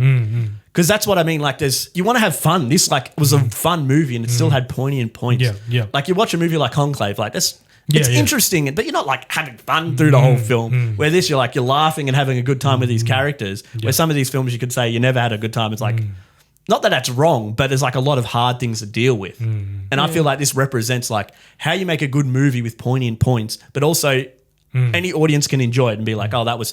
I know not everyone, because it's probably rated R and shouldn't show this to kids, but like you can still enjoy it as well and be like, I can watch this and turn off and still have a good time. But if you like pay attention, there's stuff still there for you. Yeah, no, 100%. It's actually a very highly recommended movie for you as well, Chloe. If you have a chance, have a ganda. It is. Those are the 2 top ones that I'm going to watch right after this is Conclave and Enora, because they have been on my list. Very opposite. One is a Catholic and one is for a sex worker. Yeah, and I think also though with like sex workers as main characters, it's very easy to go 2-dimensional route, right? Of like, oh, a woman down on her luck and she has to do sex work to make ends meet, and that means and like she makes bad decisions and da-da-da-da-da. Like it's very easy to just be 1 or 2-dimensional in a character, especially when we're talking about sex workers, right? And it's almost a play on like Pretty Woman. Yeah. Right? Yep. You've got a sex worker at the start, meet someone and they fall in love and get married. But this is almost like what would happen if Pretty Woman went terribly, terribly wrong. Yeah, that's exactly right. Yep. So I think establishing character of like why I think a lot of people have issue with sex workers and why should I care about some Yeah, sex I think that's worker? the other thing, right? Where people would be like, oh, you know, they don't deserve anything, right? And like, you're already looking down on them before you're like, they're just a person. Like they're not, you know, like they're not some evil demon person, right? They're just like, they're trying to live their life. And this is what's just happened. Like, you know, and it shows that as well, that she's not like well off because she does it. She's just trying to get through life like anyone else. Yeah. But I would definitely highly recommend this film. Yeah, me too. Highly recommend it. And we have 3 more movies on the more? list. Really? Shit. So we have I'm Still Here, the Yeah. Brazilian movie. We have The Brutalist and the Dune? movie. Well, it's actually 4. Sorry. So Dune, and we have Nickel Boys. Nickel Boys. You want to go Nickel Boys first, maybe? Well, I think this movie might not win the Best Picture. It's not because it's not a well-made movie, but it's just a movie that is very hard to follow because it's made from the first-person perspective. Yeah. I'm not sure. I You think have that the will same. turn that. I did watch it. It will turn off a lot of people because watching something. I played a lot of video games, so it isn't as like jarring for me. But as like a normal audience watching this, they might be turned off in the first like 5 minutes. And if you're like me, you'll get motion sick and throw up. Pretty much. That's the thing. Like, I feel like at the start, I'm like, oh, is this like a segment? And I'm like, oh no, the whole film's like this. Yes. But it's fraud telling its story, and I think Yeah. it was very important. Yeah, no, I completely agree. I think that this is a very, I would say, very creative, very forward-thinking way of making a movie. But I would understand like this movie is probably maybe way too ahead of its time. Like I think in the far future, where each of us have an Oculus Rift, Oculus and all of Rift. us live into Living the in the virtual world, movie. and that's because I was quite frustrated to watch this movie in the first-person perspective without the ability to making any changes. I was like, oh, I'm in this movie. All right, okay. Now I want to go there. Oh, I can't. Okay. So that's the thing because You're thinking of it like a video game. Well, I mean, for the first person perspective, it is like a video game. It is very much a video game, but Yeah. I think it's important for the story. Do you know much about the movie at all? No, Yeah, tell give her me. a log line. So essentially, it is a story about 2 black boys, and they're being sent to this camp because they've both done crimes. Whether or not they're actually crimes or not is an issue. This is set 50s, 60s. So obviously, it's because they're black. So, and they're both in this camp where they literally, it's like an army camp, but even worse because they're black, essentially, and just treated like shit. They do labor all day and have to follow their line to a T to get out, essentially. So it just follows these 2 boys and their like friendship and how they develop and learn about each other. And that's like, I would say is a tagline, but I think it's very important because that's what I thought. I'm like, none of us are black, right? I know you guys probably maybe dealt with racism more than I ever have, but it's a good way to experience it through first person, seeing it through these characters as they would. And it's a great experience seeing as like a black man just doing work or doing studying and they're just looked down upon or treated differently. And I feel like that really, really makes a difference in first person compared to just like how you would normally view a film. And it really comes across, it's like really harsh. And I think that's really important. And throughout the rest of the film as well, like just seeing it from their eyes, it makes a big difference. And being like, oh, they're doing all this terrible shit to these 2 boys. Yeah. Where they don't really deserve it. They're just 2 boys. It's almost a comment on where race, like the conversation about race is now, where filmmakers are like, you know what? It's not enough to tell a good story. We No. literally have to put you in these people's shoes. And I think that's why Yeah. it was a great film because it's like sometimes if you think about like Get Out or something where it probably mightn't click with people, where it's there. You have Yeah. to accept it. You have to see it. Yeah.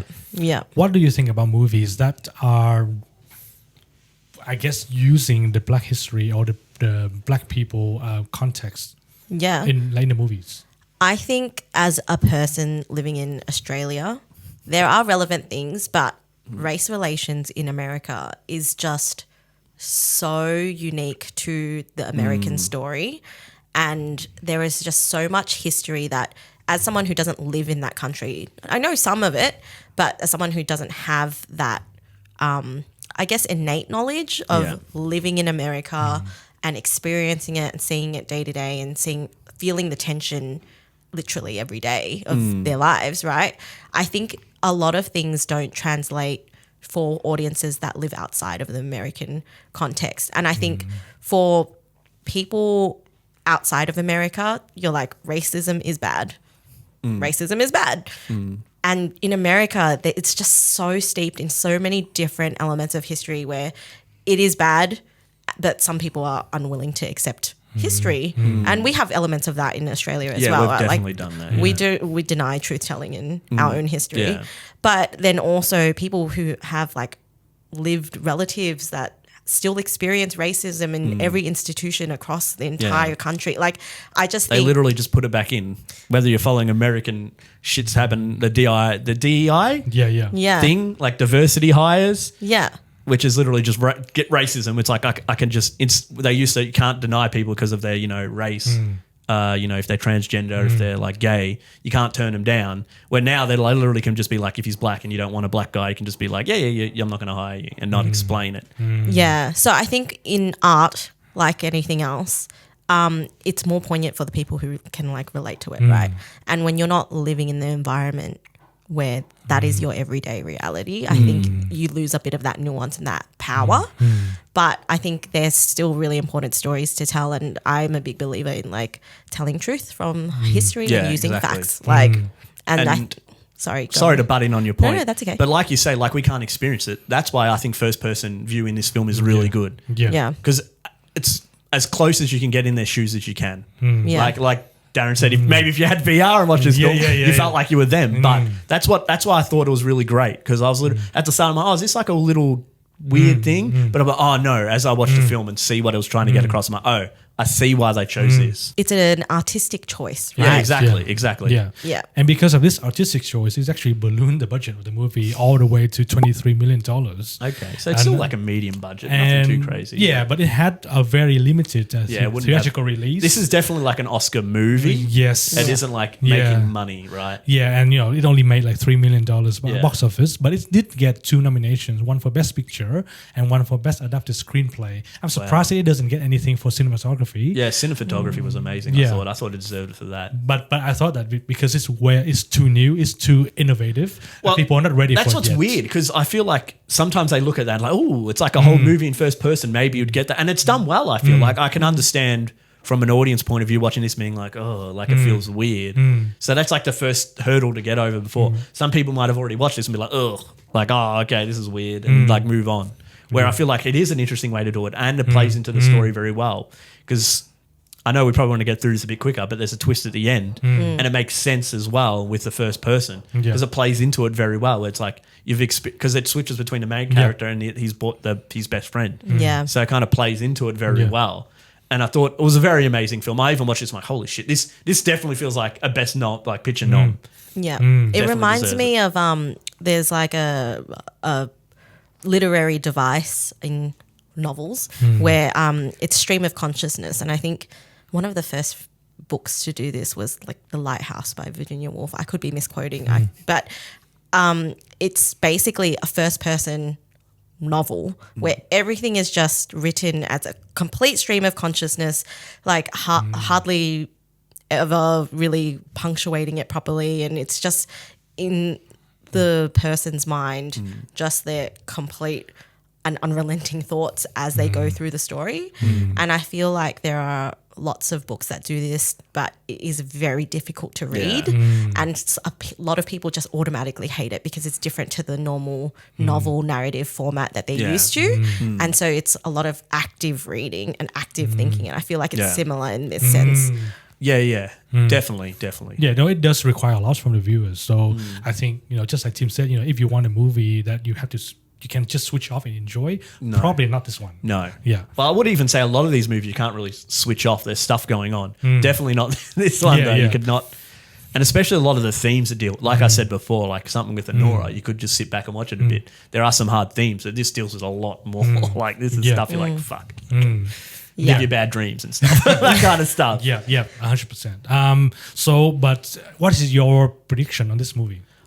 This would be a film. If it won it, I'd be amazed. I'm surprised this would be something for like ensemble cast. I thought the two boys were amazing. Like for best actor, best supporting actor or something. Like those two kids were very good, I felt. Yeah, but unfortunately they got only 2 nominations.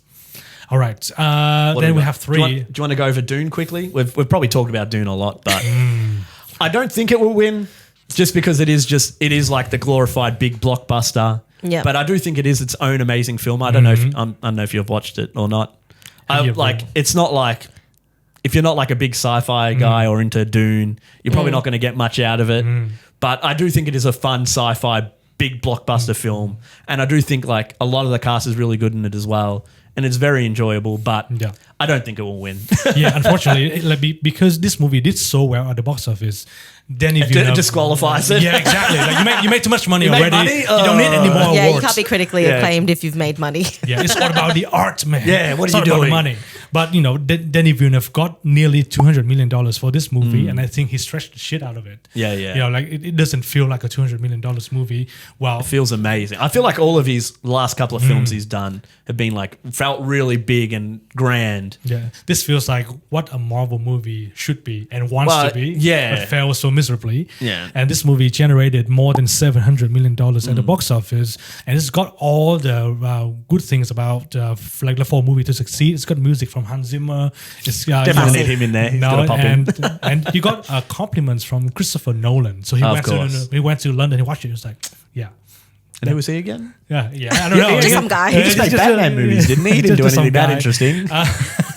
So, but yeah, no, I think that we will have a separate episode where we discuss the two Dune, Dune yeah, movies. but- but I started reading the books as well because of this Yep. movie. It's like, Yeah. And how are you finding it? I was going to say the books can be pretty complicated. There's Yeah. a lot of he uses a lot of his own made up words and a lot of things, but no, I'm not a big reader. building. Yeah. World building. But I'm not a big reader, but because of this movie, I had to buy where the it came first from. trilogy, and then I bought the second trilogy as well. So I'm going through the books right now. But I think that the book is so rich, and it's got a lot of elements that a lot of later movies kind of exploit as well. Yeah. So yeah, no, 100%. And there are so many details about this movie that I really want to discuss, and Yeah. it will definitely go longer than this episode. So I think yeah, we'll exactly. just That's mention why that I was for like, now. just mention it and move on. Move Because on I to think the it's a next good movie. film, but it won't win. No. Yeah. As much as I would like it to win as Yeah, well, which but is sad. What was the last sci-fi film that won Best Picture? Has any? that's what I was thinking. I can't Avatar. remember. Did Avatar win? I'm pretty sure Avatar must have won something. I hope it didn't. The first Did it? first one. I'm Did pretty it? sure. Oh my god! need Talking to about fact making check. too much money to win Yeah, the Oscars. It like made $3 it billion. made a lot of money. $3 billion. Did it win? I hated that movie. What do you mean? You hated Pocahontas? Blue washing Pocahontas. Oh. Okay. Papyrus. That's just the fun. Well, now it's just being Avatar: The Last Airbender. The second movie's water, and the next Way of Water, and the third movie's The Way of Fire. Yeah. It 100% is. Anyway, Yeah. Yeah. And the last two movies on the list is The Brutalist and I'm Still Here. So The Brutalist is very brutal. Oh, it's, really? yeah. Would never have and guessed it. It's a 3 hour and 20 minutes movie. So it has an intermission. You're talking about has an intermission. It has a intermission. literally built-in intermission in it. We And I'm love Like, that. yeah, that's what I thought about. It needs it. Yeah. It needs But it. I feel like intermissions need a countdown because people are like, how long is this? What is like? It I does think have a it was- countdown. Excellent. It does have a Yeah, countdown. So we will have a separate episode where we discuss this movie in depth as well. So I think we will just glaze Kinda over some of the details. Yeah. So Tim mentioned that in the beginning of the release, the director came out and he was like, "Yeah, I'm not making any movie of this. I'm not making, Not making any money." Because I think it must have been like a couple of weeks after its release, and he's like, "I've gotten a shit ton of nominations, but no money." And the thing is, people, I'm going to pay money to see like a 3.5 hour movie, even longer. It's a great movie, but I don't think this is what a normal audience would want to go see. It's definitely like movie buffs and people interested in that era, kind of like just after World War II and dealing with like the aftermath of being like a Jew trying to make it in America. Like I've talked about before, with some of these movies, like a lot of people just want to watch a movie and turn off and enjoy it, right? Yeah. There's not many times in this movie you're enjoying yourself if you are at any point. It's not really date night material. No, Is exactly. that what we're saying? Yeah. What Depends of how much date you are like we the doing? person. Yeah. Or how you want to feel like how you want to feel how they feel about things after watching this movie. A litmus test. Yes, exactly. I do like that. Yeah, exactly. To be like, let's see how it's like. Oh, I feel like I really hate Jews. Okay, Yeah, probably. but I really hate architecture. Get out of here. I'm a big architecture guy. Leave me alone. But Yeah. it is like we'll talk about like Adrian Brody's like stuff with his. I do think he does give a great performance, and even another great cast, even with Guy Pearce, who does a great job in Yeah, this. Australian shout out. Yeah, exactly. Got to get those. But even the wife, I can't remember her name, the actress, but she was amazing as well. Like, Rafi Cassidy. yeah, she was amazing in this as well. It is just like a brutal story of like trying to make your life after dealing with like World War II. Yeah. So it is very tough, a very tough watch. And even from his point of view of like, he makes a lot of mistakes. He does a lot of bad things where you've got to see where he comes from and understand that. But like you said, it's a long movie and it's hard to recommend unless you're like a film buff and ready to like settle in and even just like take along for the ride. And have you ever watched a long movie, Chloe? No. Have I ever? No. Like the longest. Like what is the longest movie that you have seen? Cleopatra. Like how long is that movie? A billion years. Billion years. It's very long. And they're still filming it. Well, the classic Elizabeth Taylor Cleopatra, which again very problematic, but I did watch it all, and it's just that like Hollywood era. But they build in intermissions and whatnot. Yeah. But it's like that classic golden Hollywood time. And if you like classic film, it's a good watch to be like, wow, those are actual real people, not animated or anything like that. No Because CGI people. yeah, no CGI here. Just straight up put Liz Taylor in a blanket. In a carpet, roll her up. Roll her up.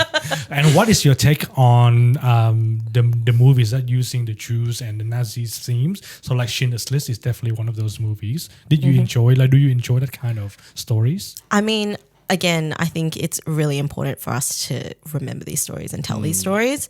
And I think World War II and I guess Nazi Germany, that's very much your Oscar bait. Yeah, definitely. So I would like to see more storytelling of different conflicts and different human experiences that are similar, but in, different settings and different time periods and, other government regimes and problematic stuff. But I guess, the World War, it's got broad appeal because it was the world, And so many things went on. That's the hard thing because this isn't like totally on like Nazism and stuff, but it's just like interesting seeing the aftermath of an immigrant trying to survive and deal with it all, which is an interesting look rather than just being in the war itself and dealing with it at that point. It's just like where do the normal people of North America really even care about these people? Because I think that's what it delves in quite well, even though they got out of this like really fascist,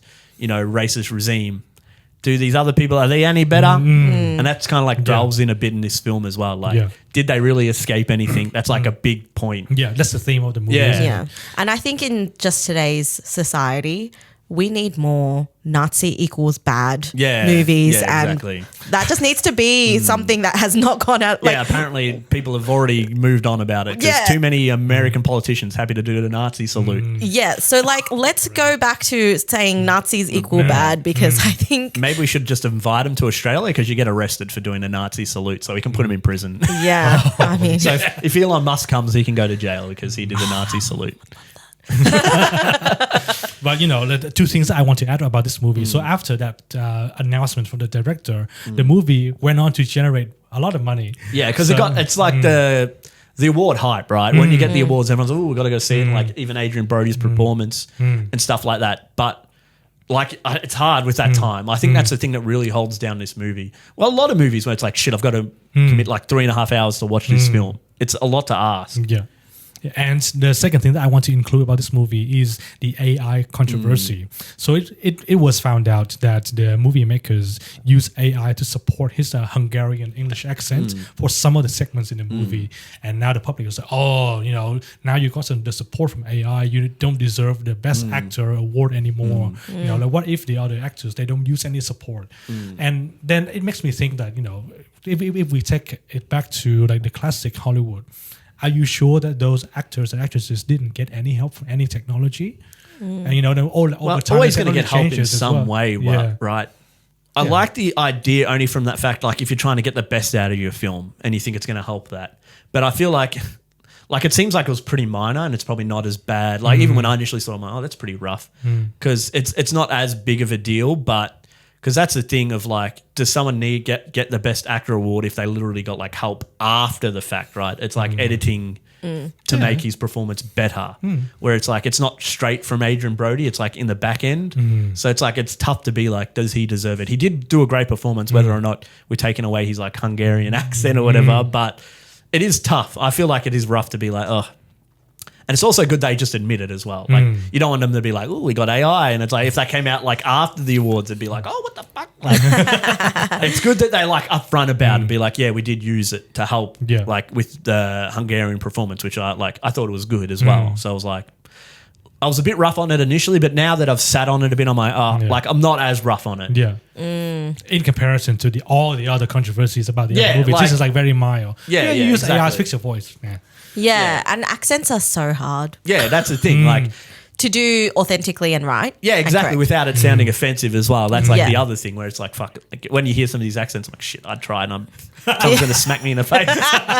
I mean, did Amelia Perez use AI to write script or something? Maybe they I needed think some help. It's giving AI. Maybe like they've just Oh. like, give me a good story with these points. There we go, done. Yeah. No, but what is your take on this? Because if Adrian Brody loses out on Best Actor because Yeah. of this controversy, what does it mean for AI in movies moving forward? I think in general, though, it's a kind of a fair criticism. Like, if Yeah. you're not doing the acting 100% and the end product, maybe you can get a good editing award. Yeah, like I think Yeah. that would be in that sense, right? Yeah. But I think it's tough, like you said. I feel like it can take away because it's just like, as we said, I understand doing an accent can be tough and getting the inflections and stuff right, especially like even in just like talking as an Australian. Like there's so many different dialects, even just from English. Like people sound completely different from here in Yeah. Melbourne. Like going to Queensland, they sound completely different. It's the same for any other country, so it's hard to get the like dialect and inflections right. So I can understand it from that point.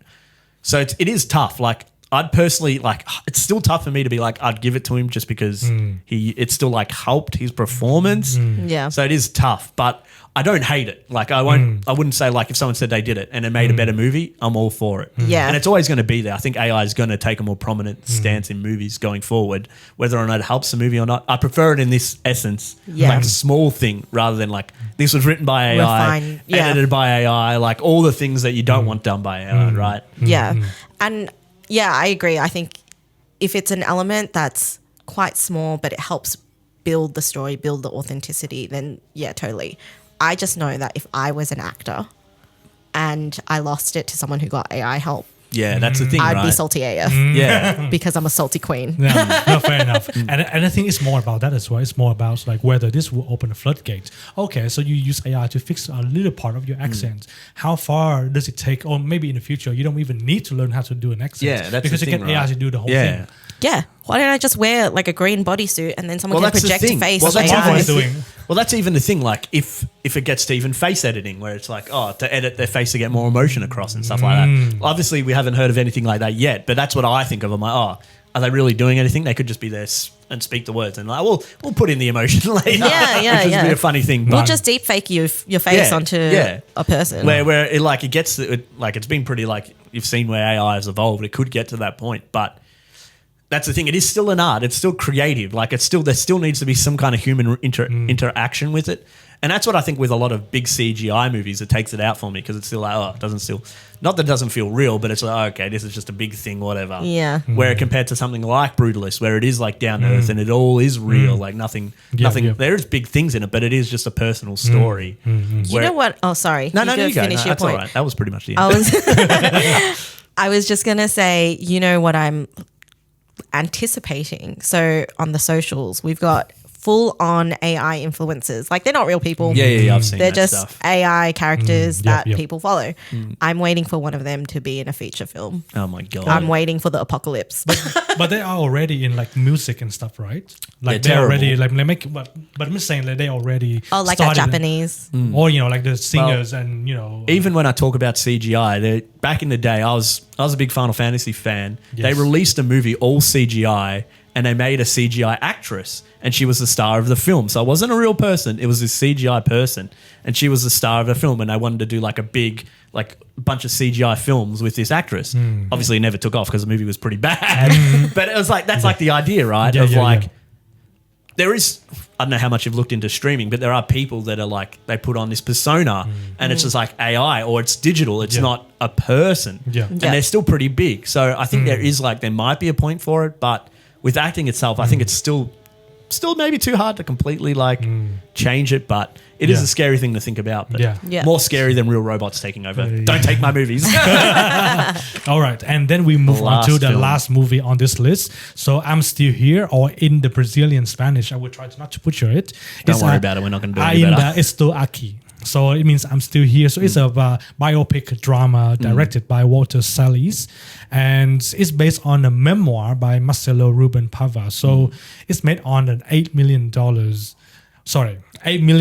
Brazilian real, or $1.5 million dollars. Is it in Portuguese? It's in Portuguese. I think it's Portuguese. I didn't understand it, but I'm assuming that's the national tongue of because Brazil. the movie was right? in Brazil. Yeah. Okay. Yes. And it generated a box office of $27.3 million worldwide within its limited release. Yeah, it didn't get a big release. And it's got a 10-minute standing ovation. I think Tim loves this kind of stuff. I don't love it. I think it's stupid, but it is an amazing film. I would have stood up and clapped after I watched it, but not for 10 minutes. It's very Stalin-esque, isn't it? Yeah, must clap. Last person clap die. So this movie got 3 nominations. So one for Best International Feature Film, one for Best Definitely should Actress, win it. and then one She should for win Best it. Picture. She was pretty fucking amazing. When I watched this film, I initially thought this should just win all of it. It is just amazing. I was literally like, this won't win Best Picture, but it deserves it. She probably won't win Best Actress. She was amazing, but I do feel like Fernanda Torres. yeah, I really think she should win it. It was amazing. She's playing this woman over like 3 parts of her life. Early like family, maybe like 20 years down the road, and then it's like an old lady. But it's an amazing film. Like it's tough because it's not very widely ready yet. Yep. So it's hard to find and watch it. But it was amazing. I was literally when I was the same. Like shit, I only got 3 nominations. It was amazing. I was crying throughout the whole film. It was like really took me back, and I was like, why haven't I heard more about this? Yeah. This should be the one everybody should be talking about after like The Substance. But I was very sad when I'm like, this needs to get a bit more light on it because it was truly amazing. I was like, But I guess like for international movies, it's very hard to compete with Hollywood-made movies, right? Yeah. And you know, like you can see how much they can achieve with just $1.5 million. Can you imagine, which is like $100 million budget? What else can they make? Yeah. But it's even just recapturing the idea. Just because you have more money doesn't make the film better. Like we've said, usually most of these are smaller budgets. Like there's is there only one film over $100 million, and is that Wicked? And Dune, so And 2. Dune, yeah. They're the only 2, right? Yeah. And the rest have got like smaller budgets. So it kind of shows that it doesn't really matter. Well, like we said before, the Oscars probably like, oh, that's over 100 million, out. But I think that plays a part in it as well of being like, does how much money matter? Like if this had $100 million, would have made much of a difference? Yeah. I don't think so. I think they did a great job with the budget. Like I said, there's maybe like there's the beach, their house, there's like a prison scene, and there's like a school scene, and there's like another house scene. So there's like maybe 5 or 6 areas they film. So it's not like, I think they 2 places in Brazil they film, but it's not like, you know, a huge budget or a huge like location area. So that like helps with the budget a bit. And like, it is just the actors in it really that are telling the story. It isn't like big fight scenes or big explosions or big chases. It is like a human story and just following these characters through the turmoil of this area of time in Brazil where it's a military, not coup, but they're in power. So anything goes. So they're like kidnapping people and just taking people and then torturing them. And then it happens to this family and they get involved in it. So dealing with this of like your husband getting kidnapped, and then these guys just rock up like, we're taking your husband. And like, oh, okay. Is he going to come back? Yeah, he'll come back tomorrow. Never comes back. They come back the next day. Oh, we've got to take one of your daughters and your wife, the main character. They take her for like 2 weeks. They take the daughter for a day. Nothing's said. They just rock up. So like the kids are on their own essentially. Yeah. They're lucky they had a maid that could help look after them. But it's like insane in this era where they're just like, oh, we think you did something bad. We're taking you. You're gone. Yeah. And there's nothing they could do about it. So it was an interesting turmoil because obviously we talk about like World War and stuff, but like just oppressive regimes in other countries where they're just like, we just do what we fucking want. We don't care. And it is interesting, like her story through that and then trying to deal with it, trying to get answers. And that's like the end of the story, like finally getting the answer what happened to her husband essentially. Because they just don't find out. They're just like, yeah, he's gone. Yeah. And just like, what? But yeah, it draws on like the fact that these things happen in conflicts and government regimes all across history and time and the world. And we're still human and we still have the same emotions and deal with conflicts in this.